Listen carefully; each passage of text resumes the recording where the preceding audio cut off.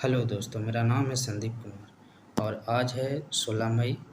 तो 16 मई से रिलेटेड जितने भी इवेंट्स हैं, करंट अफेयर्स हैं, आज हम देखेंगे। ठीक है, तो चलिए सबसे पहले इम्पोर्टेंट इवेंट्स देखते हैं कि आज के दिन क्या क्या हुआ था। तो आज के दिन 16 मई 1975 को जुंके ताबेई ने माउंट एवरेस्ट फतह किया था। ठीक है, और ऐसा करने वाली वो पहली महिला बनी थी। ये पिक्चर जो है वो जुंको ताबेई का है। ठीक है ना, ये पहली महिला थी जिन्होंने 1975 में माउंट एवरेस्ट को फतह किया था। इन्होंने सर एडमंड हिलेरी और तेंजिंग नार्गो के माउंट एवरेस्ट फतह करने के 22 साल बाद इन्होंने चढ़ाई की थी। ये बेसिकली जो है वो जापान की है। ठीक है ना, इनका जन्म जो है 22 सितंबर 1939 को हुआ था और इनकी डेट 16 में हो गई थी, 20 अक्टूबर को। ये एक जो है वो जापानी पर्वतारोही हैं, लेखक हैं और शिक्षिका थी। ठीक है ना, ये माउंट एवरेस्ट के शिखर पर पहुंचने वाली पहली महिला थी और हर महाद्वीप की सबसे ऊंची चोटी पर चढ़कर 7 चोटियों पर चढ़ने वाली पहली महिला भी बनी थी। तो ये एक ग्रेट पर्वतारोही थी। ठीक है ना, तो चलिए आगे देखते हैं। आज ही के दिन 16 मई 1966 को चीन में सांस्कृतिक क्रांति शुरू हुई। सांस्कृतिक क्रांति के अनुसार 16 मई को अधिसूचना का प्रकाशन राजनीतिक अभियान की शुरुआत का प्रतीक है। 16 मई, ठीक है ना, जिसे माओ त्से तुंग ने शुरू किया और यह 10 साल तक चला। ठीक है, इसका उद्देश्य जो है, सांस्कृतिक क्रांति का जो उद्देश्य है वह है चीनी समाज से पूंजीवादी, पारंपरिक और सांस्कृतिक तत्वों को हटाकर साम्यवाद को मजबूत करना। साम्यवाद को इंग्लिश में बोलते हैं कम्युनिज्म। ठीक है ना, अभी चीन में कम्युनिज्म की सरकार है, कम्युनिस्ट सरकार है। सेम सरकार जो है वो रूस में भी है, वहाँ भी कम्युनिस्ट ही माना जाता है। और उसके बाद उत्तर कोरिया में भी कम्युनिस्ट सरकार है। तो सांस्कृतिक क्रांति चीन में जो हुई थी वो 1966 में हुई थी। ठीक है, जिसका उद्देश्य था समाज से पूंजीवादी, पारंपरिक सांस्कृतिक तत्वों को हटाकर कम्युनिज्म को मजबूत करना था। ठीक है, तीसरा देखते हैं, ये काफ़ी इम्पोर्टेंट है। ठीक है ना, ये है कि 16 मई 1960 में थियोडोर मैमन ने पहला क्रियाशील लेजर प्रज्वलित किया था। ये देखिए, सबसे पहला जो बनाया गया था इस तरीके का लेजर देखा गया था, इस तरीके का बनाया गया था। ये जो डायग्राम आप देख रहे हैं, इन्होंने ह्यूज रिसर्च लैबोरेटरी जो मालिब कैलिफोर्निया में है, वहाँ पे पहला ऑप्टिकल लेज़र जो एक रूबी लेज़र था। रूबी लेज़र कहने का मतलब कि कई तरह के लेज़र होते हैं, जैसे ग्रीन होते हैं, रेड होते हैं बेसिकली। तो उसी तरीके का सबसे जो पहला लेज़र यूज हुआ था कलर में, वो रूबी का लेज़र था। ठीक है, तो ये बहुत बड़ी खोज थी थियोडोर हैरोल्ड मैमन का। ठीक है ना, चलिए अब आगे देखते हैं।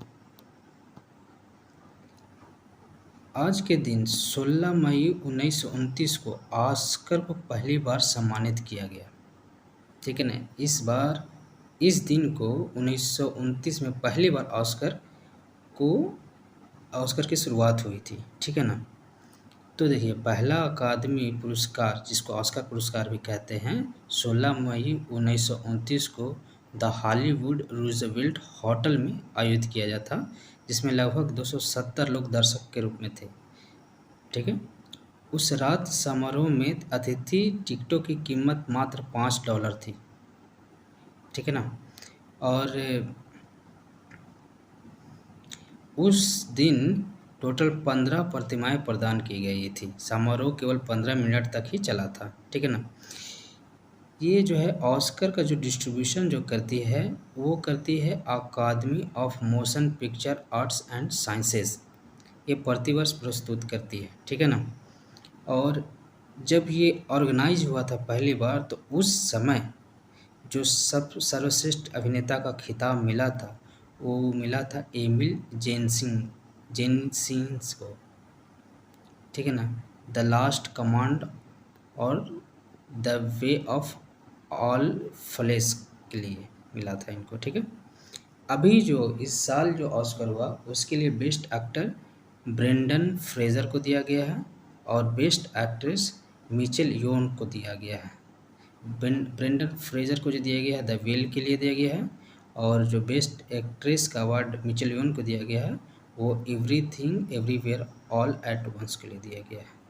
तो आज का दिन काफ़ी महत्वपूर्ण ही रहा है क्योंकि 16 मई 1929 को ऑस्कर को पहली बार प्रस्तुत किया गया था। ठीक है, यानी इसकी शुरुआत किया गया था। आगे देखते हैं। आज ही के दिन 16 मई 1991 में यूनाइटेड किंगडम की रानी एलिजाबेथ द्वितीय, ठीक है ना, ने संयुक्त राज्य कांग्रेस के एक संयुक्त सत्र को संबोधित किया। वह अमेरिकी कांग्रेस को संबोधित करने वाली पहली ब्रिटिश सम्राट थी। ठीक है ना, तो एलिजाबेथ द्वितीय जो थी वो पहली ब्रिटिश सम्राट थी जिन्होंने संयुक्त राज्य कांग्रेस के संयुक्त सत्र को संबोधित किया था। अब हम यहाँ देखते हैं कि संयुक्त राज्य कांग्रेस है क्या। ये जो है वो संयुक्त राज्य अमेरिका की संघीय सरकार का विधानमंडल है या द्विसदनीय है। ठीक है ना, कल हमने डिस्कस किया था यूक्रेन के बारे में, वो एक सदनीय है। हमारा भी जो संसद है वो दो सदनीय है। ठीक है ना, राज्यसभा लोकसभा उच्च लोकसभा और राज्यसभा। ठीक है, तो ये भी जो है अमेरिका का भी जो संविधान है, सॉरी ये विधानमंडल है वो द्विसदनीय है। इसमें जो सबसे निचला जो है कहलाता है वो निकाय कहलाता है और ऊपरी जो कहलाता है उसको सीनेट बोलते हैं। ठीक है, उसको सीनेट बोलते हैं। ये जो है वो वाशिंगटन डीसी में मौजूद है। संयुक्त राज्य कांग्रेस में जो है वो टोटल 535 सदस्य हैं जिसमें 100 सीनेटर हैं और 435 प्रतिनिधि हैं। ठीक है ना, इस प्रतिनिधि में 6 जो हैं वो गैर मतदान करने वाले सदस्य होते हैं। ठीक है, तो आप समझिए कि संयुक्त राज्य कांग्रेस क्या है। ये संयुक्त राज्य अमेरिका का संघीय सरकार का विधानमंडल है जिसमें ऊपरी सभा को सीनेट कहते हैं और निचली सभा को निकाय कहते हैं। ठीक है ना, इसमें टोटल 535 सदस्य हैं जिसमें 100 सीनेटर हैं और 335 प्रतिनिधि हैं और 6 ऐसे लोग हैं जो गैर मतदाता है जिन्हें वोट देने का अधिकार नहीं होता। अभी जो सीनेट के अध्यक्ष हैं वो है कमला हैरिस जो 20 जनवरी 2021 को सुशोभित हुई थी, यानी कि उस पद को ग्रहण किया था। अब चूँकि एलिजाबेथ जो थी वो प्रथम ब्रिटिश सम्राट थी अमेरिका कांग्रेस को संबोधित करने वाली। तो एलिजाबेथ है कौन? एलिजाबेथ द्वितीय जो है जिनका जन्म 21 अप्रैल 1926 को हुआ था और हाल ही में उनका निधन हुआ है। ठीक है ना, 8 सितंबर 2022 को।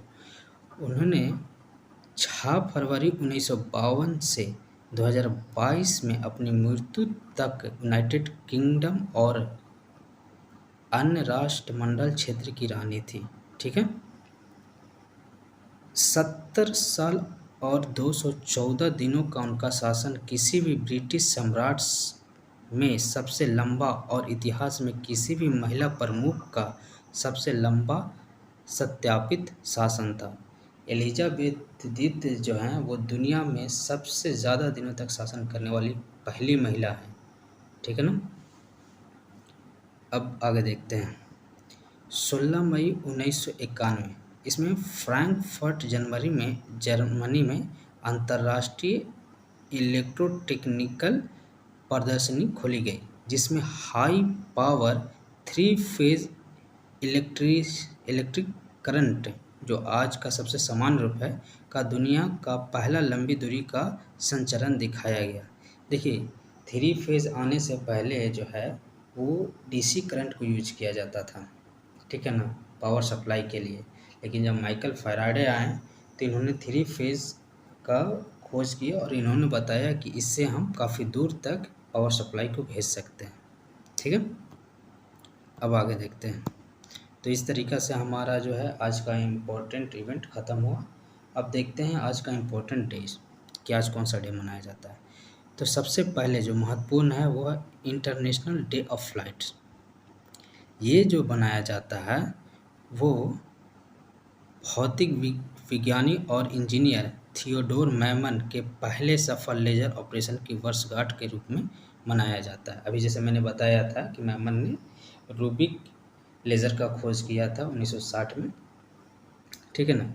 इसके साथ साथ कला और संस्कृति, शिक्षा, चिकित्सा, संचार, विज्ञान और सतत विकास सहित जीवन के विभिन्न क्षेत्रों में प्रकाश आधारित प्रौद्योगिकियों के योगदान का जश्न मनाने के लिए प्रतिवर्ष 16 मई को इंटरनेशनल डे ऑफ लाइट मनाया जाता है, ठीक है। इसके साथ साथ ड्राइंग डे भी मनाया जाता है 16 मई को। 16 मई को इंटरनेशनल बायोग्राफर डे मनाया जाता है। 16 मई को national honour our LGBT elders day मनाया जाता है। इसके साथ साथ national love a tree day मनाया जाता है। और इसके साथ साथ निकेल डे मनाया जाता है। निकेल धातु जो होता है उसके प्रति जागरूकता फैलाने के लिए, ठीक है। उसके साथ साथ आज वेटर डे भी मनाया जाता है। वेटर्स डे की शुरुआत जो है वो यूनाइटेड किंगडम के आतिथ्य उद्योग के श्रमिकों को सम्मान देने और उनके उत्थान के लिए मनाया जाता है, ठीक है। तो इस तरीके से टुडे इम्पोर्टेंट डे भी ख़त्म हो गया, ठीक है ना। मुझे उम्मीद है कि आपको समझ में आ रहा होगा। अब देखते हैं करंट अफेयर्स। तो पहला जो करंट अफेयर्स है वो ये है कि किस संस्थान ने रेस टू नेट जीरो शीर्षक से एक रिपोर्ट जारी की है, ठीक है। रेस टू नेट जीरो शीर्षक से रिपोर्ट जारी की है, वो है UNESCAP। इसका फुल फॉर्म होता है economic and social commission for Asia and the Pacific. इस रिपोर्ट के अनुसार एशिया प्रशांत के अधिकांश देश चरम मौसम की घटनाओं और प्राकृतिक आपदाओं का सामना करने के लिए अपर्याप्त रूप से तैयार हैं, ठीक है ना। तो अपर्याप्त रूप से तैयार हैं, जिसके लिए रेस टू नेट जीरो का रिपोर्ट जारी किया गया है। आगे, किस देश ने पहले चीन मध्य एशिया शिखर सम्मेलन की मेज़बानी की है, वह है चाइना, ठीक है ना। चाइना ने पहले चीन मध्य एशिया शिखर सम्मेलन की मेज़बानी की है। इसमें जो है वो चीन के राष्ट्रपति शी जिनपिंग जो है वो उद्घाटन करेंगे और इसमें संभवतः जो है वो कजाकिस्तान, किर्गिस्तान, ताजिकिस्तान, तुर्कमेनिस्तान और उज्बेकिस्तान, ये मध्य एशिया के जो देश हैं इम्पोर्टेंट, वो भाग ले सकते हैं, ठीक है। अगला, किस राज्य या केंद्र शासित प्रदेश में जगनानकू चेबुदम कार्यक्रम शुरू किया गया है, तो है आंध्र प्रदेश, ठीक है। तो जगनानकू चेबुदम क्या है, ये इसके तहत जो है वो आंध्र प्रदेश के मुख्यमंत्री YS जगन मोहन रेड्डी आज भारत के सबसे अमीर मुख्यमंत्री हैं, ठीक है ना। इनकी जो संपत्ति है 400 करोड़ से ज़्यादा है। तो ये सब इंडिया के सबसे अमीर मुख्यमंत्री हैं YS जगन मोहन रेड्डी, ठीक है। इन्होंने एक टोल फ्री नंबर लॉन्च किया है 1902, ठीक है ना। इस पे हम शिकायत कर सकते हैं। ये कल्याणकारी योजनाओं और सरकारी सेवाओं के संबंध में शिकायत के लिए त्वरित और गुणवत्तापूर्ण समाधान प्रदान करने के लिए, ठीक है। तो जगनानकू चेबुदम जो है वो इससे रिलेटेड है। अगला, खबरों में रहा प्रोजेक्ट स्मार्ट किस केंद्रीय मंत्रालय से जुड़ा है, तो वह है शहरी मामलों के मंत्रालय रेलवे से, ठीक है ना। प्रोजेक्ट स्मार्ट है शहरी मामलों के मंत्रालय रेलवे से। प्रोजेक्ट स्मार्ट के तहत केंद्रीय शहरी मामलों और रेलवे मंत्रालय प्रस्तावित परियोजना Mumbai Ahmedabad high speed railway स्टेशनों के आसपास के क्षेत्रों को विकसित करना है, ठीक है ना। प्रोजेक्ट स्मार्ट का जो सीधा मतलब है वो है Mumbai Ahmedabad high speed railway के स्टेशनों के आसपास क्षेत्रों को विकसित करना है। यही जो मुंबई और अहमदाबाद हाई स्पीड रेलवे है, इसी के बीच पहला बुलेट ट्रेन प्रस्तावित है, शायद ऐसा ही कुछ।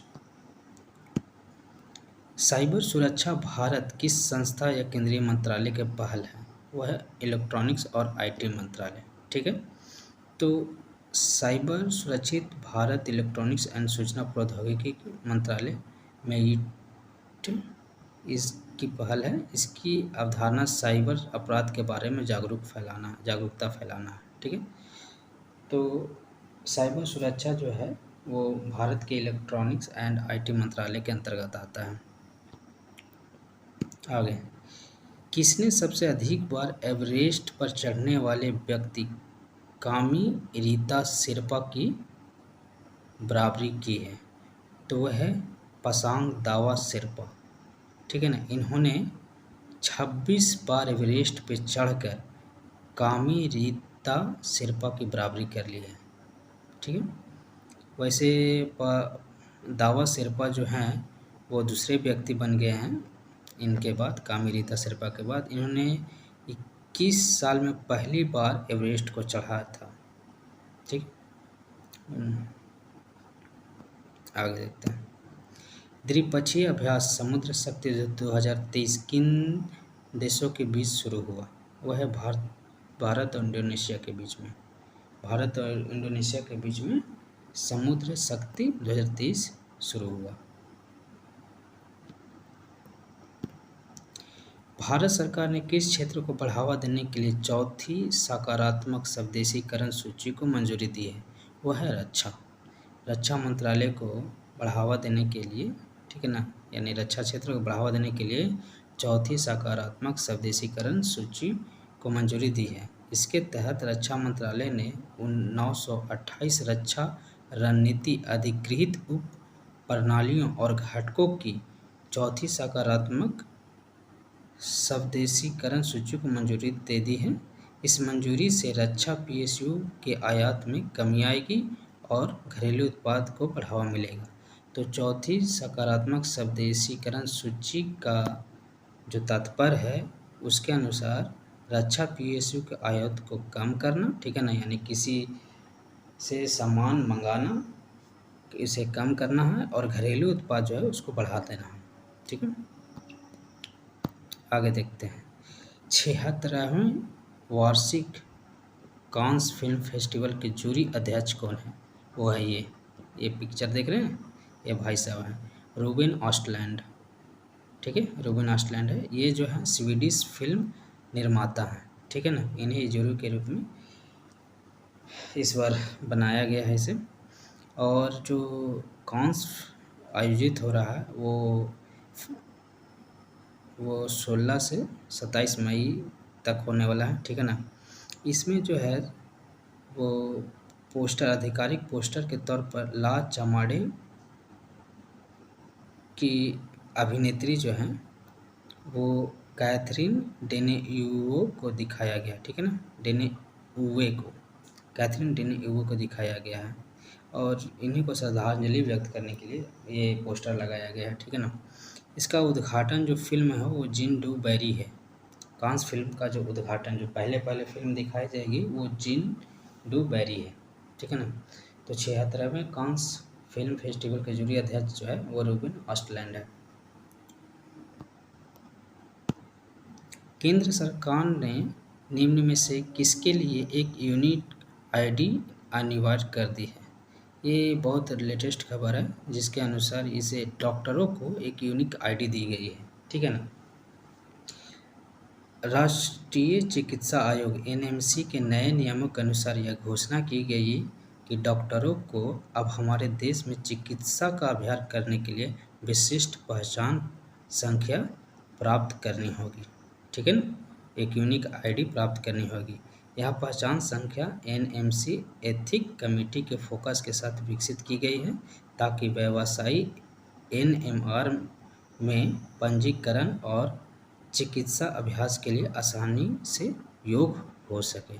ठीक है, तो समझिए किसके लिए यूनिक आईडी अनिवार्य कर दी गई है, ताकि व्यावसायिक एनएमआर में पंजीकरण और चिकित्सा अभ्यास के लिए आसानी से योग हो सके, इसके लिए।